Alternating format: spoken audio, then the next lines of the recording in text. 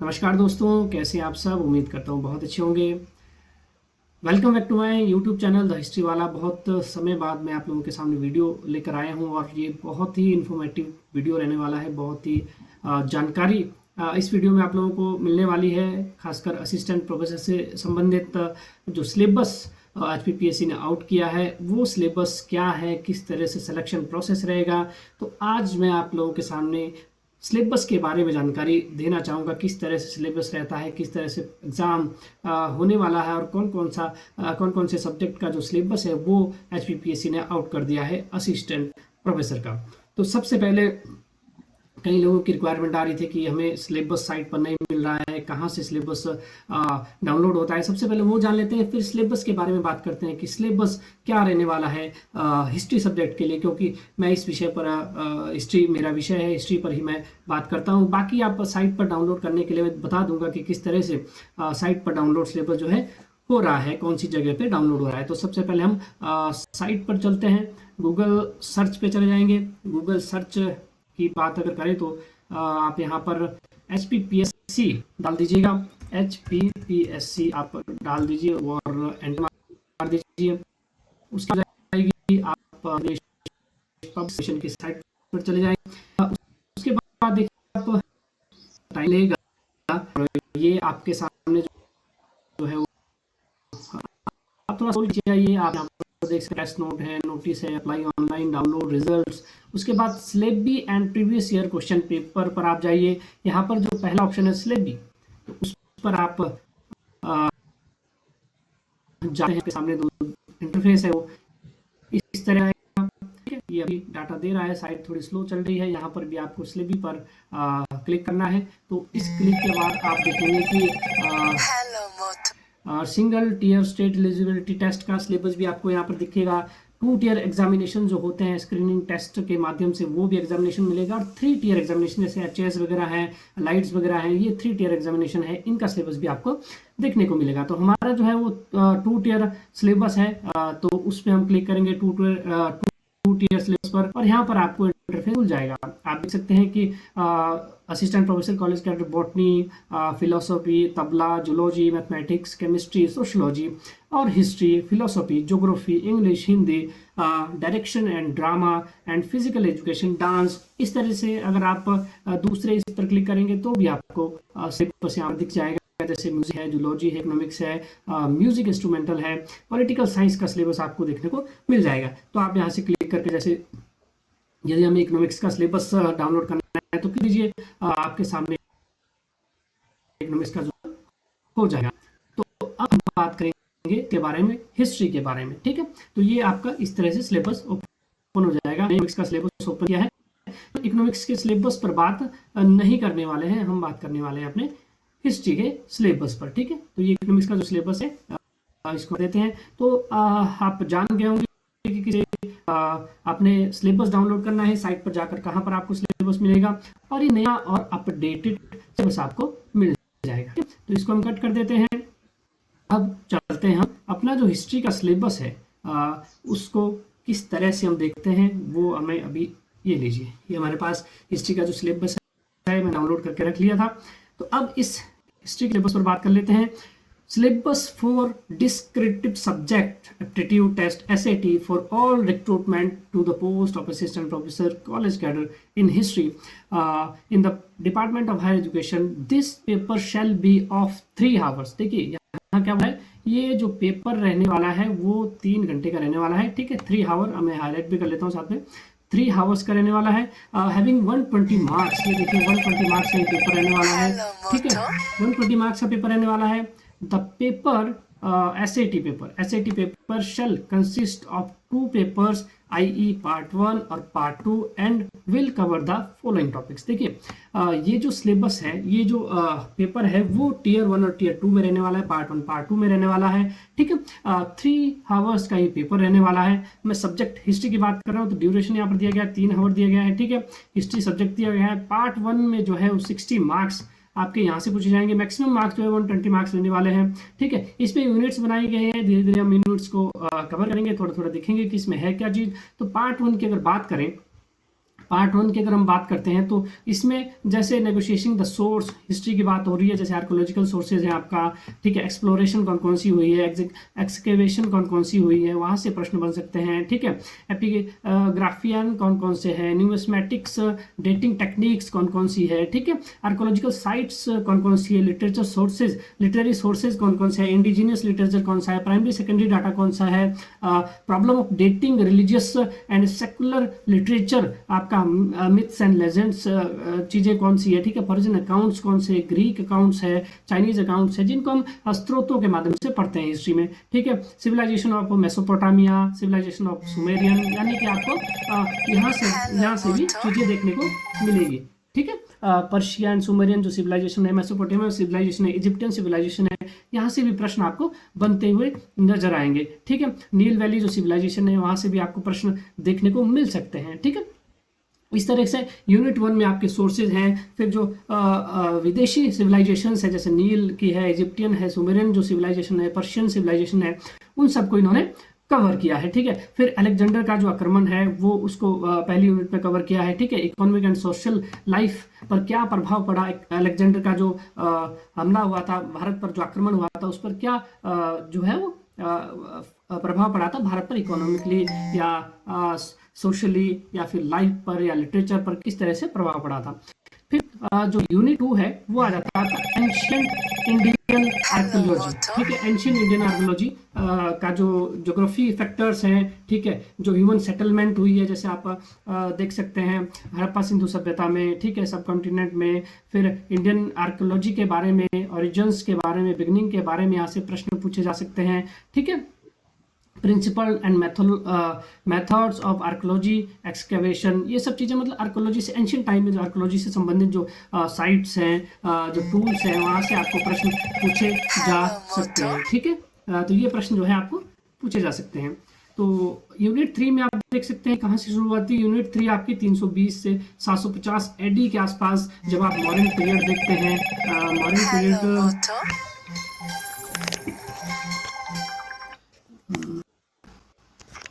Wait कीजिएगा,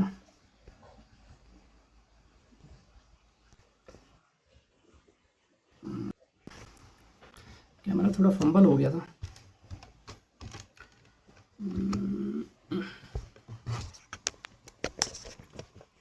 okay,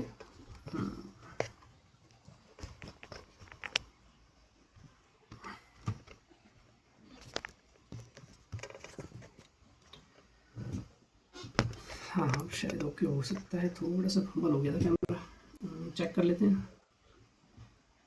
हाँ लगभग ठीक है।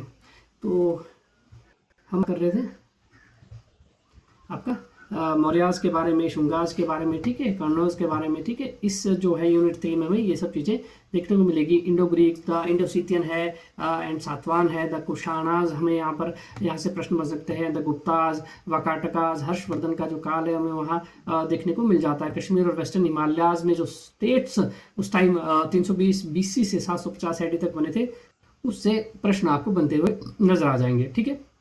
Political concept and institutional structure जो है वो भी आपको यहाँ पर देखने को मिल जाएगा, किस तरह से पॉलिटिकल स्ट्रक्चर्स बने मौर्य काल में, गुप्त काल में। आफ्टर दैट जो पॉलिटिकल स्ट्रक्चर्स बने, शासन किया शासकों ने, किस तरह से उन्होंने अपने पॉलिटिकल स्ट्रक्चर्स बनाए, किस तरह से शासन किया, ठीक है। सोसाइटी, इकोनॉमी कैसी थी। फिर वैदिक लिटरेचर, वैदिक पीरियड, उत्तर वैदिक काल जो इसी टाइम पीरियड में आता है, वैदिक पीरियड, उत्तर वैदिक पीरियड, पोस्ट वैदिक पीरियड, ठीक है।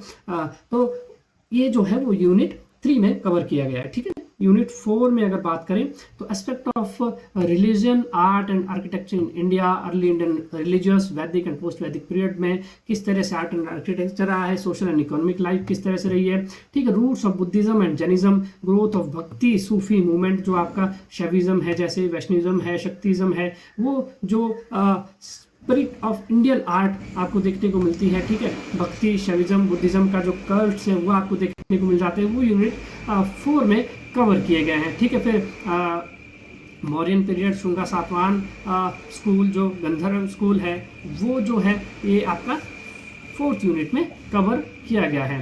फिर 5th यूनिट में आपका जो दिल्ली सल्तनत है, टोटली दिल्ली सल्तनत और मुगल काल का जो पीरियड है वो आपका कवर किया गया है, जितना भी आपका दिल्ली सल्तनत 1205 या 6 से शुरू होकर 1526 तक कवर किया गया है। ठीक है, यूनिट जो 6 है वो पॉलिटिकल हिस्ट्री जो आपकी 1526 से 1605 तक की रही है उसको कवर किया गया है, जिसमें बाबरनामा है, गुलब्दीन जो बेगम है उसने हुमायूं नामा लिखा है। तो वो कुछ तरह से कवर वो यूनिट 6 में किया गया, उसमें क्या क्या चीज़ें हैं वो सब वहाँ से प्रश्न आपको बन सकते हैं। ठीक है, अकबर की जो पॉलिसीज़ है, राजदूत नीति है, ठीक है, वो सब चीज़ें आपको मुगल्स का जो एडमिनिस्ट्रेशन रहा है, डेक्कन पॉलिसीज़ रही है, सोशल रिलीजियस रिलेशंस रहे हैं मुगलों के, तो वो आपका यूनिट 6 पर कवर किया गया है। फिर पार्ट 2 अगर आप देखेंगे तो 60 मार्क्स का ये भी है। ठीक है, पार्ट 2 में आपको क्या दिखाई देगा, political history of India since 17th century. ठीक है, मेजर सोर्सेज तुझे जहांगीरी क्या बोलती है उसके बारे में हमें बादशाहनामा क्या बोलता है। ठीक है, जो सोर्सेज हैं पॉलिटिकल हिस्ट्री से रिलेटेड वो इसमें आपने शाहजहां के टाइम, औरंगजेब के time, Mughal and the Deccan state during the reign of Jahangir, Shahjahan and Aurangzeb, मतलब मुगलों से संबंधित ये भी टाइम पीरियड आपका देखने को मिल जाता है यूनिट 7 में। फिर यूनिट 8 की बात करें तो सोसाइटी एंड कल्चर की बात यहाँ पर की गई है, social organization and social structure की बात की गई है, the Sufis, their orders, beliefs and practices, the leading Sufism, social synchronization की बात की गई, भक्ति मूवमेंट की बात की गई है, गुरु नानक की बात इसमें की गई है। ठीक है, वुमेन जो संत थी मेडिवल इंडिया में उनकी बात इस यूनिट में की गई है, यहाँ से प्रश्न बनने की उम्मीदें बन जाती है। आदि ग्रंथ से प्रश्न आपको मिल जाएंगे। खालसा जो सोशल क्लासिफिकेशन था वो आपका यहाँ पर देखने को मिल जाता है। मेजर स्कूल ऑफ पेंटिंग जैसे मुगल पेंटिंग से प्रश्न हमेशा बनते आए हैं। ठीक है, राजस्थानी पेंटिंग है, पहाड़ी आपका कांगड़ा शैली, वसोली शैली से जो गढ़वाली शैली है, पेंटिंग्स बनती है। डेवलपमेंट ऑफ म्यूजिक जो मुगल काल में हुआ उसका भी हमें यहाँ से प्रश्न बनते हुए दिखेंगे। ठीक है, आर्किटेक्चर जो मुगल काल में बनकर तैयार हुआ उससे भी प्रश्न आपको देखने को मिलेंगे। इंडो इस्लामिक जो आर्किटेक्चर है या फिर मुगल आर्किटेक्चर है या फिर रीजनल स्टाइल ऑफ आर्किटेक्चर है, द्रविड़ शैली, वैशाली शैली जो आप देखते हैं। ठीक है, वहां से प्रश्न आपको देखने को मिलेंगे। फिर यूनिट जो 9 है उसमें आपको institutional and administrative structure of British राज।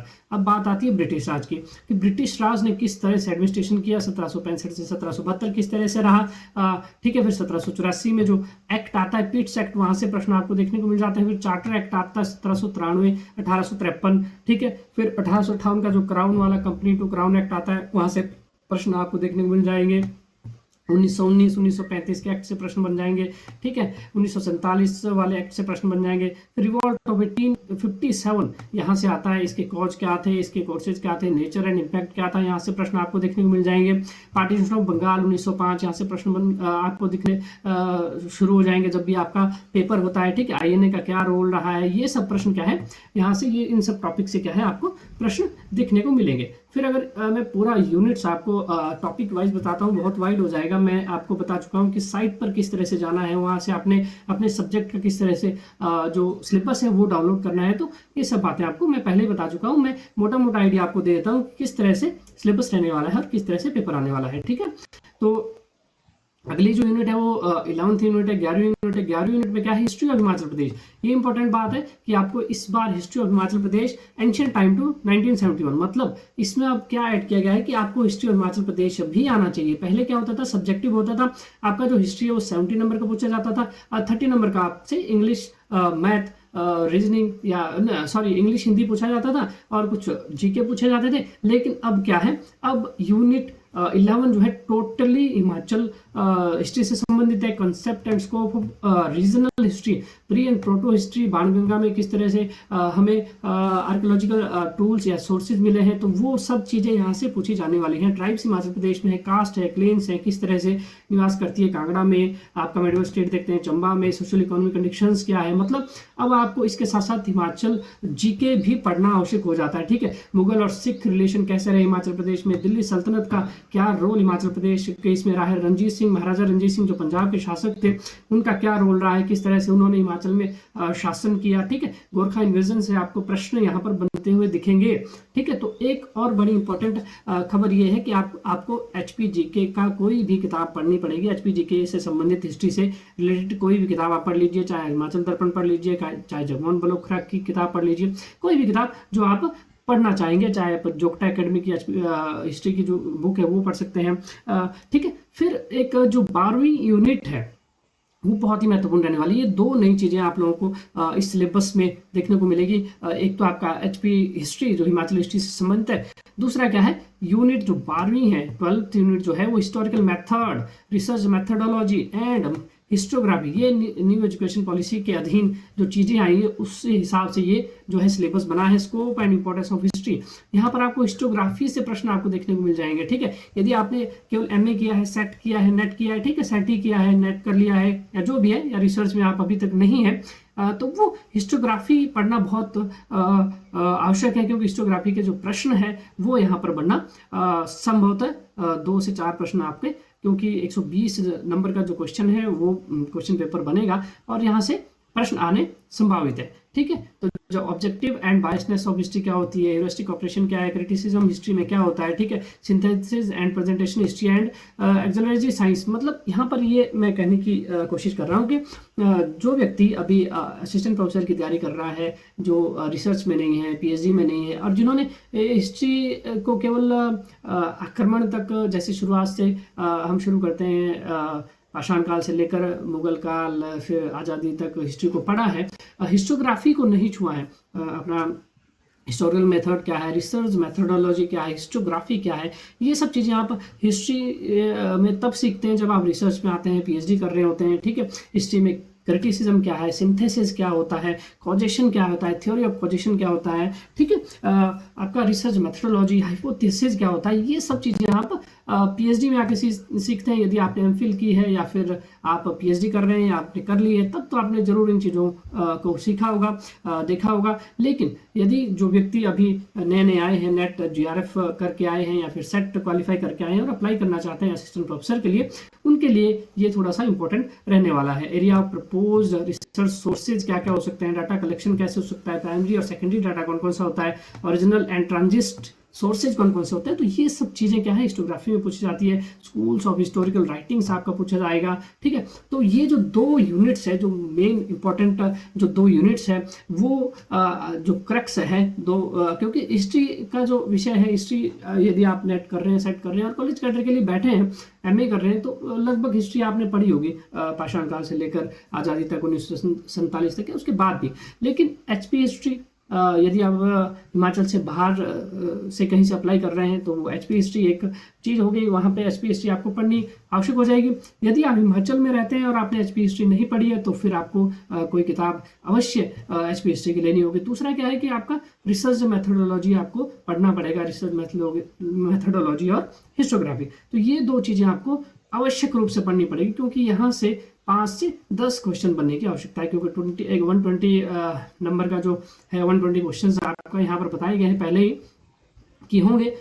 और इस सिलेबस में 120 मार्क्स का जो है वो पार्ट 1 60 मार्क्स का, पार्ट 2 60 मार्क्स का, तो 120 मार्क्स का ही प्रश्न पत्र आने वाला है assistant professor college cadre exam में। ठीक है, 3 घंटे का ये रहने वाला है। अब मैं जो दूसरी वीडियो है वो मैं बनाऊंगा हाउ टू सिलेक्शन प्रोसेस जो होता है, जो how to select assistant professor, मतलब किस तरह से सिलेक्शन प्रोसेस रहने वाला है। पेपर 1 की भी मैं बात करूंगा कि पेपर 1 कैसे रहने वाला है, उसमें क्या आने वाला है और किस तरह से उसका स्ट्रक्चर रहने वाला है, क्या उसका सिलेबस रहने वाला है, वो मैं आने वाली वीडियो में बताऊंगा। ये जो सिलेबस है ये मैं इसलिए कवर कर रहा था क्योंकि ये अभी रिसेंटली ही HPPSC की साइट पर अपलोड हुआ है और मैंने इसे डाउनलोड करके सोचा कि आप लोगों के सामने इसको, आप लोगों के साथ इसको शेयर किया जाए। इन्फॉर्मेटिव लगी होगी वीडियो तो आप लाइक कीजिए, शेयर कीजिए। आप अगर देखते हैं तो लाइक और शेयर अवश्य कीजिए, क्योंकि मुझे भी हौसला रहता है, मुझे भी थोड़ा मोटिवेशन मिलता रहता है, क्योंकि काफ़ी समय बाद वीडियो बना रहा हूँ आपकी जानकारी के लिए, इसलिए बनाता हूँ ताकि काफ़ी व्यस्त समय रहता है, तो लेकिन फिर भी मैं कोशिश करता हूँ कि जितना हो सके आप लोगों के लिए करूँ। तो विदाउट लाइक किए, विदाउट सब्सक्राइब किए ना जाइएगा, लाइक कीजिए, सब्सक्राइब कीजिए, बेल आइकन भी ज़रूर दबाइएगा, ताकि जब नेक्स्ट वीडियो में बनाता हूँ पेपर 1 के रिलेटेड और जब सिलेक्शन प्रोसेस क्या रहने वाला है उस पर भी बात करेंगे तो वो उसकी नोटिफिकेशन आपको जल्दी ही मिल जाए। ठीक है, धन्यवाद। मिलते हैं आने वाली वीडियो में। जुटे रहिए, लगे रहिए, पढ़ते रहिए। धन्यवाद। जय हिंद।